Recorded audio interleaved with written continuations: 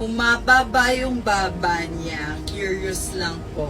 Okay, so tingin ko, hindi talaga ako yung usually sumasagot madalas sa mga ganitong mga tag sa akin. Pero ang dami talaga nag-message ko. Nagpagalaw ka ng mukha mo and everything. So kung mapapansin nyo, makapaba yung baba ko. Magaba siya. Yung lips ko, okay naman, diba? Kasi, days before my birthday celebration, meron akong dalawang endorsement shoot and TVC siya. So, the whole time talagang nakangiti ako. Sobrang ngiti. Ha! Ha! Ganon. So, ngayon, nagkaroon ng maga yung muscle ko sa sobrang smile ko. As in dito, namaga siya. Tapos, hindi ako makalunok ng maayos. Sobrang sama ng pakiramdam ko. Siguro 3 days before, celebration.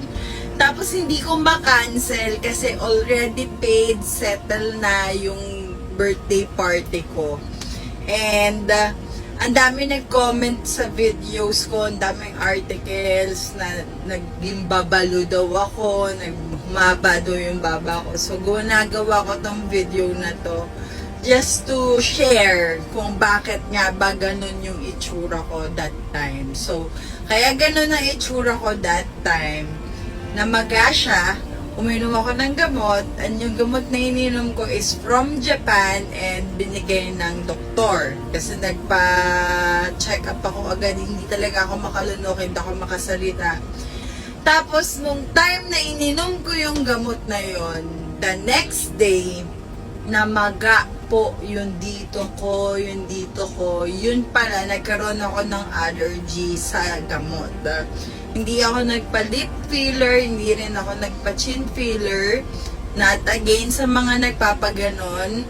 But, ayun nga, wala po talagang something na ginalaw sa mukha ko. Sumakto lang na nagkaroon ako ng allergy. So, hope you understand at try ko ipasok yung video dito na sinend ko sa doctor nung day na natataranta ako. Kasi birthday party ko mamayang alas 7. Tapos ganito yung mukha ko. Like, umiiyak talaga ako. Sobrang sama ng pakiramdam ko. So, that's it. Sana nalinawan kayo. And so far, okay na siya. Nakakangiti na ako ng ayos. Walang mahabang baba. At walang makapal ng nguso. Makikita niyo yan sa video na yan. Manood na kayo ng vlog ko sa aking YT birthday celebration vlog up now.